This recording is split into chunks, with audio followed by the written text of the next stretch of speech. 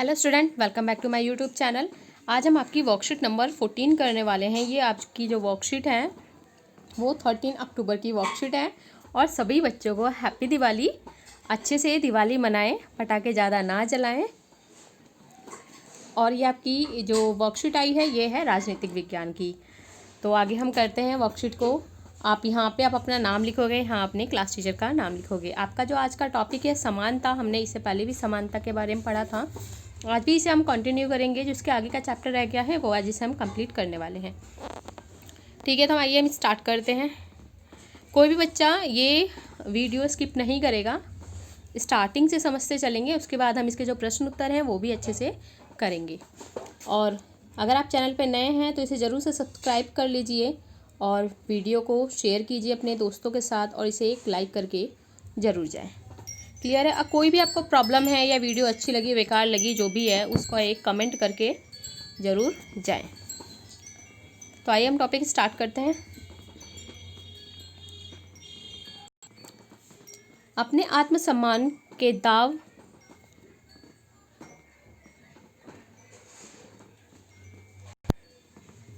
Start करते हैं हम आज की वर्कशीट। अपने आत्मसम्मान को दाव पर लगाकर जीवित रहना अशोभनीय है। आत्मसम्मान जीवन का सबसे जरूरी हिस्सा है। इसके बिना व्यक्ति नगण्य है, यानी कि कुछ भी नहीं है, शून्य है। आत्मसम्मान के साथ जीवन बिताने के लिए व्यक्ति को कठिनाइयों पर विजय प्राप्त करनी होती है। तो बच्चों इसमें है कि अगर आत्मसम्मान है, हमें कहीं से सम्मान मिल रहा है, हमारे भी आत्मसम्मान है तो हमारे लिए बेस्ट है, हमें अच्छा लगेगा। लेकिन अपने आत्मसम्मान को दाव पे लगा के अगर हम जीवित रहेंगे वो अशोभनीय है, शोभनीय नहीं है, वो शोभा नहीं देता बिल्कुल भी। और जो हमारा आत्मसम्मान है, क्योंकि कोई भी अगर हमने इसमें लास्ट वीडियो हमने किया था जो मोची वाला, मतलब छोटा सा बच्चा जो जूता पॉलिश कर रहा था, हमने मूवी का एक एग्जांपल देखा था उसमें। तो क्या हुआ, जैसे उसको पैसे एक जो आदमी था उसने जो उसे पैसे फेंक के दिए थे तो कितना उसे अजीब लगा। उसके कहीं ना कहीं एक आत्मसम्मान को ठेस पहुंची कि मुझे भी सम्मान से पैसे दिए जाएं। कोई भी काम छोटा या बड़ा नहीं होता है। तो इस यहाँ पे सबको समान तरीके से जीने का अधिकार है। तो वही यहाँ पे बात जो आपकी चल रही है आत्मसम्मान की चल रही है। केवल कठिन और निरंतर संघर्ष से ही व्यक्ति बल, विश्वास और मान्यता प्राप्त कर सकता है। क्योंकि अगर कोई हार्ड वर्क करता है, आप अगर अच्छे से स्टडी करते चलो, 7th क्लास से आप 7th क्लास में हो, अभी से स्टडी करते चलो तो एक टाइम पे ऐसा होगा कि आप बहुत आगे निकल जाओगे। कहीं ना कहीं आपकी जॉब लग जाएगी, अच्छी अच्छी अर्निंग होगी। तो क्या होगा, जो आपकी आज की सिचुएशन है उसे आप चेंज कर दोगे। तो व्यक्ति निरंतर लगातार प्रयास से और विश्वास और मान्यता क्या कर सकता है, लगातार प्रयास से ही वो बल, विश्वास और मान्यता प्राप्त कर सकता है। मनुष्य कैसा है, नासवान है। हर व्यक्ति को किसी न किसी दिन मरना है, परंतु व्यक्ति को यह संकल्प लेना चाहिए कि वह अपने जीवन का बलिदान आत्मसम्मान के उच्च आदर्शों को विकसित करने और अपने मानव जीवन को बेहतर बनाने में करेगा। किसी साहसी व्यक्ति व आत्मसम्मान रहित जीवन जीने के लिए अशोभनीय और कुछ नहीं है। अगर कोई भी शायद साहसी व्यक्ति है, आत्मसम्मान जीवन जी रहा है, तो उसके लिए वो बहुत बेकार है। क्योंकि यहाँ पे यही कहा गया है कि हर एक इंसान इम्पॉर्टेंट है। अगर कोई अपना लगातार हार्ड वर्क कर रहा है, मेहनत कर रहा है, तो एक ना एक दिन वो ज़रूर आगे निकल जाएगा। जो आपकी वर्तमान की परिस्थितियाँ हैं उसे वो ज़रूर आगे बदल देगा। तो इसलिए कहा गया है संघर्ष करते रहो। अगर आप डेली टू डेली लगातार पढ़ाई करोगे तो आप भी एक ना एक दिन आगे निकल जाओगे। ये कुछ बातें हैं जो डॉक्टर भीमराव अंबेडकर ने कही हैं। तो आई थिंक आपको अच्छी लगी होंगी, तो आप इसे ज़रूर फॉलो करेंगे, डेली स्टडी करेंगे, क्योंकि इन्होंने कहा है निरंतर संघर्ष। क्लियर है? नेक्स्ट के बाद है आपके जो बच्चों समानता स्थापित करने के लिए भारत संविधान में कुछ प्रावधान दिए गए हैं। जो इसमें आपके 4 आपको यहाँ पे बताए गए हैं। 4 हैं।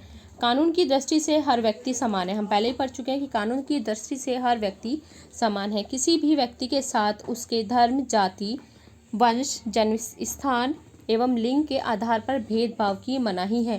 क्योंकि किसी भी व्यक्ति के साथ उसका धर्म जो भी हो, उसकी जाति जो भी है, वंश जो भी है, और जन्म स्थान जो भी है, जो भी था उसका, या तो ये अपने यहाँ के बिहार का रहने वाला है, या वो छत्तीसगढ़ का है, या सिक्किम का है, कहीं से भी है, तो हम किसी भी चीज़ के आधार पे उसके साथ भेदभाव नहीं कर सकते, क्योंकि क्या है, उसकी मनाही है, हमारा संविधान मना करता है भेदभाव करने से। नेक्स्ट इसमें है, सभी व्यक्ति सार्वजनिक स्थलों का उपयोग कर सकते हैं, और इसके आगे है, अस्पृश्यता का उन्मूलन किया गया, यानी कि इसको भी ख़त्म करने को बोला गया है। और हर एक व्यक्ति जो है सार्वजनिक स्थल, जो भी पब्लिक प्लेस है, वहाँ पे वो जा सकते हैं, कहीं पे भी जाने की मनाही नहीं है। जैसे पहले क्या था, मंदिरों में नहीं जाने दिया जाता था, लेकिन आज ऐसा कुछ भी नहीं है। तो आइए हम आगे देखते हैं। इसमें आगे आपके 2 पैराग्राफ दिए गए हैं। पहले ये मध्याह्न भोजन की व्यवस्था दी गई है, इसे पहले हम पढ़ लेते हैं। आपका इस कार्यक्रम के अंतर्गत सभी सरकारी प्राथमिक स्कूलों के बच्चों को दोपहर का भोजन स्कूल द्वारा दिया जाता है। जो मिड डे मील आपको स्कूल में मिलता है, डेली मिलता होगा आपको। अगर आप मॉर्निंग स्कूल में हैं तो आपको 9 साढ़े 9 बजे के आसपास मिड डे मील आपके स्कूल में आ जाता है। इवनिंग में हो तो आपका 4 साढ़े 3 या 4 बजे के बीच में मिड डे मील आ जाता है, आपको मिलता है। तो आप ये बात तो सब आप जानते हो। तो यह योजना बच्चों आपको पता होना चाहिए कि ये जो मिड डे मील आपको मिल रहा है किस तरीके से, क्या इसका प्रोसेस था, ऐसा क्या हुआ कि स्कूलों में खाना बांटा जाने लगा, कि मिड डे जो मील है कहाँ से मिलता है, डायरेक्ट स्कूल से। तो यह योजना भारत में सर्वप्रथम तमिलनाडु राज्य में प्रारंभ की गई थी। कि यही योजना सबसे पहले कहाँ लागू की स्टार्ट हुई थी, तमिलनाडु में स्टार्ट हुई थी। आपको अगर इंडिया का मैप क्लियर होगा तो ये वाला एरिया किसका है, तमिलनाडु का। तो इस वाले एरिया में सबसे पहले यह योजना प्रारंभ हुई थी। 2001 में उच्चतम न्यायालय ने सभी राज्य सरकार को इसे लागू 6 माह के अंदर आरंभ करने के निर्देश दिए। इस कार्यक्रम के काफ़ी सकारात्मक प्रभाव हुए। अब देखो क्या हुआ, सबसे पहले तमिलनाडु ने लागू किया, लेकिन 2001 ने जो आपका उच्चतम न्यायालय है उसने बोला कि नहीं, अब सभी राज्यों इसे क्या करेंगे, अपने यहाँ पे लागू करेंगे 6 महीने के अंदर अंदर। तो उसके बाद सबने लागू किया। उसमें अब देखते हैं कि ऐसे कौन से सकारात्मक प्रभाव, यानी कि जो अच्छे प्रभाव देखने को मिले, तो देखते हैं। आओ, उदाहरण के लिए दोपहर का भोजन मिलने के कारण गरीब बच्चों ने अधिक संख्या में स्कूल में प्रवेश लेना और नियमित रूप से स्कूल जाना शुरू कर दिया। अब क्या हुआ, दोपहर का भोजन मिलने की वजह से ज़्यादातर जो गरीब बच्चे थे स्कूल जाने लगे, डेली जाने लगे। ठीक है, शिक्षक बताते हैं कि पहले बच्चे खाना खाने घर जाते थे। देखो, पहले बच्चे खाना खाने के लिए बच्चों को घर जाना पड़ता था, लेकिन आज आपको स्कूल में ही मिड डे मील मिल रहा है, और फिर वापस लौटते ही नहीं थे बच्चे, घर चले जाते थे, वापस नहीं आते थे। परंतु अब जब मध्याह्न भोजन स्कूल में मिलने लगा है तो उनकी उपस्थिति में सुधार आया है, और इस कार्यक्रम से जातिगत पूर्वाग्रह को कम करने में भी सहायता मिली है। क्योंकि बच्चे, आप देखोगे कि अगर आप एक क्लास में बैठे हो, ये सारी की सारी अगर आपकी बेंच है, तो आप मिड डे मील लेके अपनी क्लास में आते हो, डेस्क पे अपना एक डेस्क पे 2 साथी 3 साथी बैठे हैं, तो उस पर बैठ के आप लोग क्या करते हो, लंच करते हो, एक साथ मिलके शेयर करके लंच करते हो। जो पहले की मान्यताएं थी कि नहीं, हमें इस जाति के साथ नहीं खाना है, उसके साथ नहीं खाना है, तो ये चीज़ भी ख़त्म हुई है। और जो एक गरीब वर्ग से आने वाले बच्चे हैं उनके लिए काफ़ी फ़ायदा हुआ है। वो क्या है, अब ज़्यादातर स्कूल जाते हैं, क्योंकि अब जो खाने से संबंधित समस्या थी वो ख़त्म हो गई है। तो आपको क्लियर है, मध्याह्न भोजन की जो आपकी शुरुआत हुई है, इस तरीके से इसकी शुरुआत हुई थी। नेक्स्ट अब इसके अंदर हम देखेंगे, शासन ने संविधान द्वारा मान्य किए गए समानता के अधिकार को 2 तरीके से लागू किया है। पहला कानून के द्वारा, पहला क्या है, कानून के द्वारा। दूसरा सरकार की योजनाओं व कार्यक्रमों द्वारा सुविधाहीन समाज की मदद करके। भारत में ऐसे अनेक कानून हैं जो व्यक्ति के समान व्यवहार प्राप्त करने के अधिकार की रक्षा करते हैं। कानून के साथ साथ सरकार ने उन समुदायों जिनके साथ सैकड़ों वर्षों तक असमानता का व्यवहार हुआ है, उनका जीवन सुधारने के लिए अनेक कार्यक्रम और योजनाएं लागू की हैं।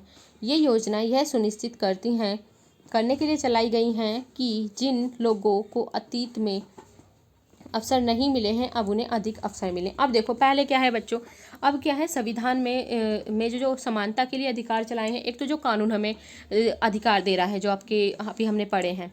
दूसरा क्या है, सरकार भी ऐसी योजना चलाती है जो उन वर्गों को, जिनको पहले कभी ऐसा कोई लाभ नहीं मिल पाया है, कोई ऐसी फैसिलिटी नहीं मिल पाई है, जिन चीज़ों से वो वंचित रह गए हैं, उनके लिए ये योजना चलाते हैं। योजना चलाने से क्या होता है कि उनको वो लाभ प्राप्त हो जाता है।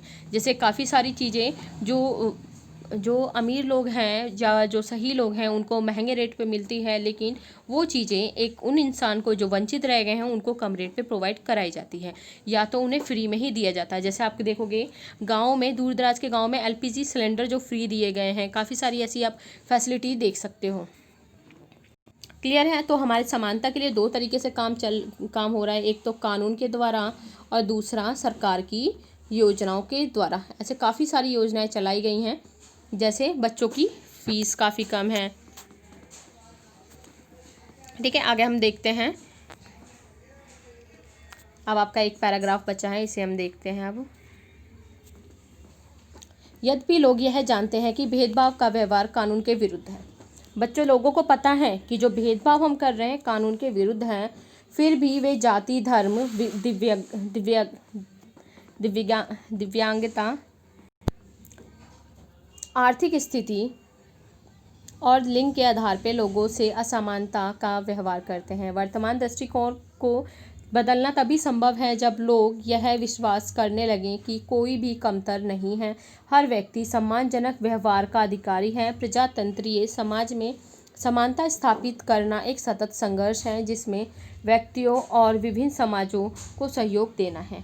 तो आपको क्लियर होगा कि इतना जो हमने पढ़ा है तो इसमें यही बताया गया है। काफ़ी लोगों को पता है कि भेदभाव नहीं करना चाहिए, लेकिन फिर भी ये चीज़ें हो रही हैं। हम देखा जाए तो लड़का लड़की में भी काफ़ी भेदभाव किया जाता है। जाति, धर्म, जो दिव्यांगता के आधार पे भेदभाव, यानी कि जो विकलांग बच्चे हैं, जो विशेष ज़रूरत वाले बच्चे हैं, उनके साथ भी काफ़ी ऐसा व्यवहार किया जाता है। लेकिन कैसा है ये काफ़ी गलत है, ऐसा नहीं होना चाहिए। तो अब इसके आपके नेक्स्ट जो आपके इसमें 3 आंसर्स आपको दिए गए हैं वो करने हैं।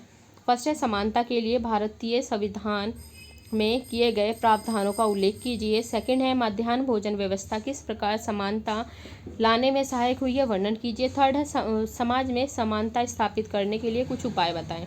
तो आपको ये जो क्वेश्चन है हम करते हैं। आपका जो फर्स्ट है कि संविधान में किए गए प्रावधानों का उल्लेख कीजिए, तो आपका ये क्वेश्चन तो बहुत ईजी है। तो आपका जो फर्स्ट क्वेश्चन का आंसर है यही है, ये रहा। समानता स्थापित करने के लिए भारतीय संविधान में जो कुछ प्रावधान है, फर्स्ट, सेकंड, थर्ड, फोर्थ।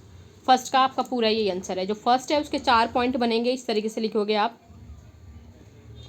इस तरीके से टेबल लिखोगे, यहाँ पे ये लाइन लिखोगे इस तरीके से, उसके नीचे फर्स्ट, फिर ये लिख दोगे, फिर सेकंड,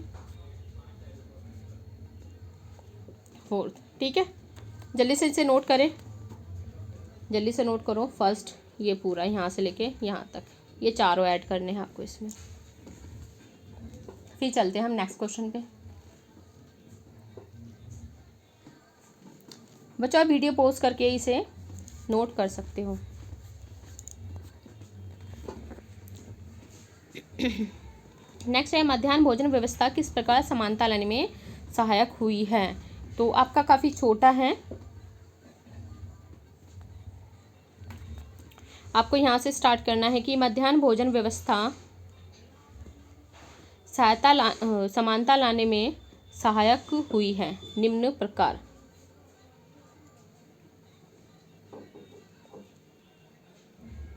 समानता लाने में, इसके बाद लिखोगे निम्न प्रकार सहायक हुई है। फिर यहाँ से हम आंसर जो स्टार्ट करेंगे आपका,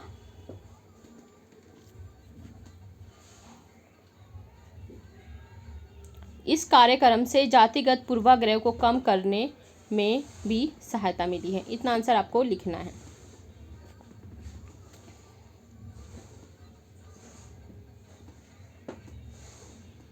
बस क्लियर है। उत्तर नंबर आपका 2 है। ये इसे नोट करो, फिर हम चलते हैं नेक्स्ट पे।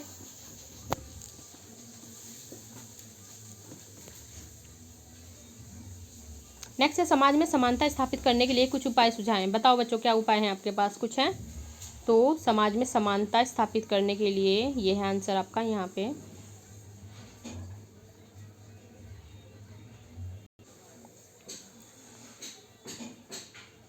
ये है उत्तर नंबर 3। वर्तमान दृष्टिकोण को बदलना तभी संभव है जब लोग यह विश्वास करने लगे कि कोई कमतर नहीं है, हर व्यक्ति सम्मानजनक व्यवहार का अधिकारी है। क्लियर है। प्रजातंत्रीय समाज में समानता स्थापित करना सतत संघर्ष है, जिसमें व्यक्तियों और विभिन्न समाजों को सहयोग देना है। क्लियर है? यहाँ से लेके यहाँ तक नोट करें इसे। उत्तर नंबर 3।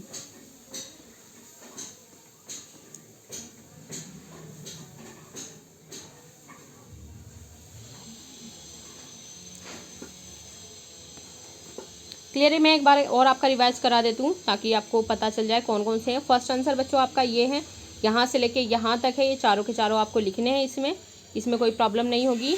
नेक्स्ट आपको ये थोड़ा सा लिखने के बाद ये वाली लाइन, इसके बाद आपको यहाँ से लिखना है।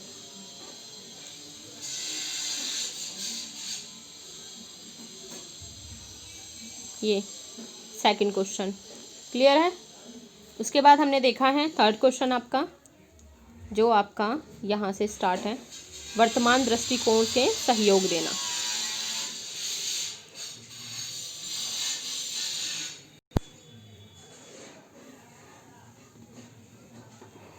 नोट करें।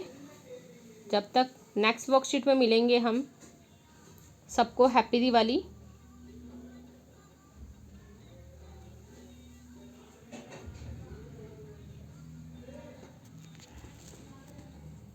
सेफ रहें और अपने घर वालों का भी ध्यान रखें और डिस्टेंस ज़रूर बना के रखें। कहीं दिवाली में अपने दोस्तों के साथ घूमने में मस्त हो जाओ आप सब लोग।